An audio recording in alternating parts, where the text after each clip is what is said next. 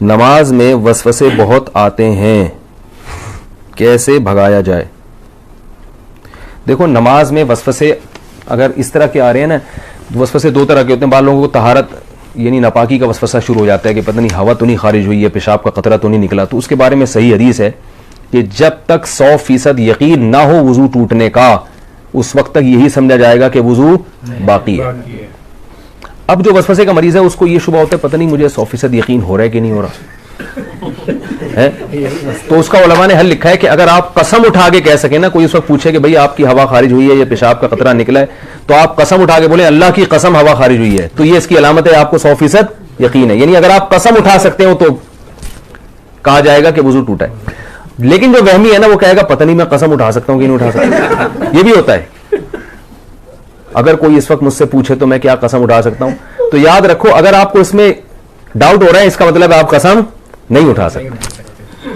क्योंकि जब आदमी को यकीन होता है तो कहते अभी अभी रात का वक्त है ना, मैं आपसे पूछूं भाई जोहर है या रात है, तो आप कसम उठा के फौरन, कोई कितना ही वहम का मरज हो, आप कसम उठाने में हिचकिचाओगे नहीं। तो अगर ये हो रहा है पता नहीं कसम उठा सकता हूं, तो ये इसकी अलामत है कि आप कसम नहीं उठा सकते और आपका वजू नहीं टूटा। फिर ये फिक्र ना करें कि हकीकत में हवा खारिज हुई है नहीं हुई है, बस अल्लाह उसके रसूल ने जब कह दिया कि आपका वजू बाकी है तो वजू बाकी है। दूसरा वसवसा तजवीद का होता है। अल्हम्दुलिल्लाह को अल्हम्दु पता नहीं हा हलक से निकल रहा है कि नहीं निकल रहा, ये भी होता है।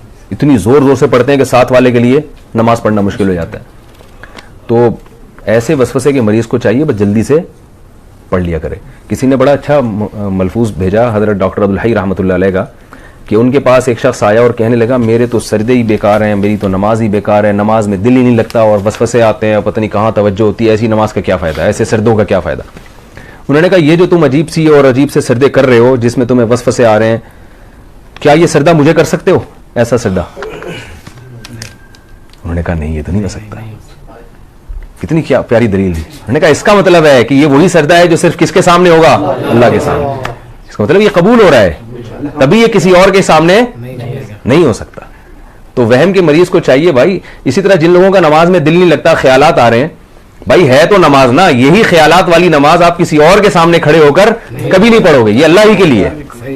तो ये इससे मैंने ये सुना, मुझे इतना फायदा हुआ। मैंने कहा देखो यार कितनी हौसले की बात कर ली उन्होंने। भाई टूटी फूटी लंगड़ी लूली नमाज है तो अल्लाह के लिए ना, बाकी जाहिर है दिन भर मेहनत मजदूरी करेंगे तो ख्यालात तो आएंगे।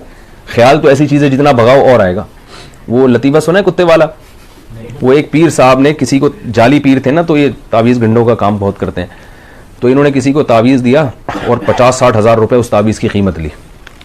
उस देहाती को कहा कि ये तावीज़ है 50-60 हज़ार रुपए का है, और अब उनको पता था असर वरसर तो कुछ होगा नहीं, तो पैसे ये मांगने आ जाएगा। तो उन्होंने उस गंवार को, देहाती को कहा ये तावीज़ जब असर करेगा, जब घर में जब तुम दाखिल होना इस तावीज़ को लेके, तो काले कुत्ते का तस्वुर दिमाग में नहीं होना चाहिए।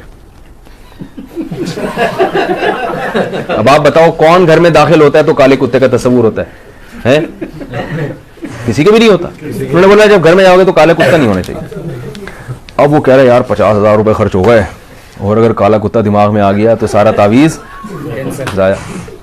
अब वो बार बार कह रहे यार ये काला कुत्ता निकले किसी तरीके से, छिटक रहा है यूं करके काला कुत्ता। वो जितना निकालोगे उतना ही दिमाग में आ रहा है। अब घर की दहलीज पे पहुंच गया तो यूं यूं करके कुत्ता निकाल रहा है, कुत्ता निकाल रहा है, और आ भी काला ही रहा है। कह रहे कमबख्त, एक तो आ भी कुत्ता रहा है और ऊपर से काला ही आ रहा है। भाई 3 दिन तक ये करता रहा, घर में दाखिल नहीं हो रहा, बच्चों को बाहर निकाल दिया, खाना इधर ही दो मुझे, जब कुत्ता निकलेगा तो घर में दाखिल होगा मैं। लेकिन कुत्ते ने तो और घुसना था और घुसना था। बिल आखिर यही हुआ कि घर में गया तो जहन में कुत्ता था। बाद में आया वो अपने जाली पीर से कहने लगा ये असर ही नहीं। उन्होंने मैं देखा, मुझे तो पता चल जाता है तुम्हारे जहन में कुत्ता था, और अकीदत होगी कि एक तो उनको पता भी चल गया। तो वसवसा ऐसी चीज है जितना निकालोगे उतना ही आएगा। इसलिए हकीमुल उम्मा हजरत मौलाना शरफ अली थानवी रहमहुल्लाह ने लिखा है कि वसवसे का हल ये है कि ना निकालो ना खुद से सोचो, जो खुद से आ रहा है आने दो, आने दो। अल्लाह जब इसी वसवसे के साथ नमाज कबूल कर रहा है तो ठीक है। और वजू के बारे में सोचो ही नहीं, 3 दफा मुंह धो, उसके बाद सोचो ही नहीं यहाँ से कुछ यहाँ से कुछ। वहमी के मरीज हैं उनका कभी भी वजू नहीं हो सकता, उनको आप तालाब में डबो के निकालेंगे ना 6-6 दफा, फिर भी नहीं होगा उनका वजू। तो ये बहुत बड़ी बीमारी है। इसलिए जो है ये वहम ऐसी बीमारी है कि डॉक्टरों, जो नफ्सियाती डॉक्टर होते हैं ना, उनको भी बीमारी हो जाती है। ये वहमियों का इलाज करते करते जो साइकेट्रिक होते हैं ना, ये भी हवाई बात नहीं है, ये भी तहकीक के बाद बता रहा हूं कि जो साइकेट्रिक होते हैं ना, जो नफ्सियाती इलाज करते हैं, कुछ दिनों के बाद इनको अपना इलाज भी करवाना पड़ता है। ये हकीकत है, आप किसी डॉक्टर से पूछ लें, किसी अपने से बड़े डॉक्टर के पास बैठे होंगे अगर मुझे ये हो रहा है, ठीक है ना, क्योंकि हर वक्त इनके पास ऐसे मरीज आ रहे हैं जो उल्टी उल्टी बातें कर रहे हैं, तो थोड़ी देर में ये भी उल्टे उल्टे सोचना शुरू हो जाता है। कोई नॉर्मल बंदा ही नहीं आता इनके पास। तभी मैं वहमियों से बहुत डरता हूं। किसी को तलाक का वहम हो गया, किसी को जनाब तहारत का वहम हो गया, तो ज्यादा फोन आते हैं, फिर मैं उसको वहमियों की लिस्ट में डालता हूं। मैं भाई तू पागल है, हमको तो नहीं पागल बनाना, तो हम भी यही सोचना शुरू कर दें। मैं 2-4 दफा अब नहीं बताऊंगा मसला। तो वो क्या हुआ था, वो इसी तरह एक बंदा गया, उसको वहम हो गया था कि मैं बंदर हूं। तो वो डॉक्टर साहब के पास गया, डॉक्टर साहब मुझे वहम है कि मैं बंदर हूं। डॉक्टर ने कहा पंखे से नीचे उतर के तो बात करूंगा ना भाई मैं।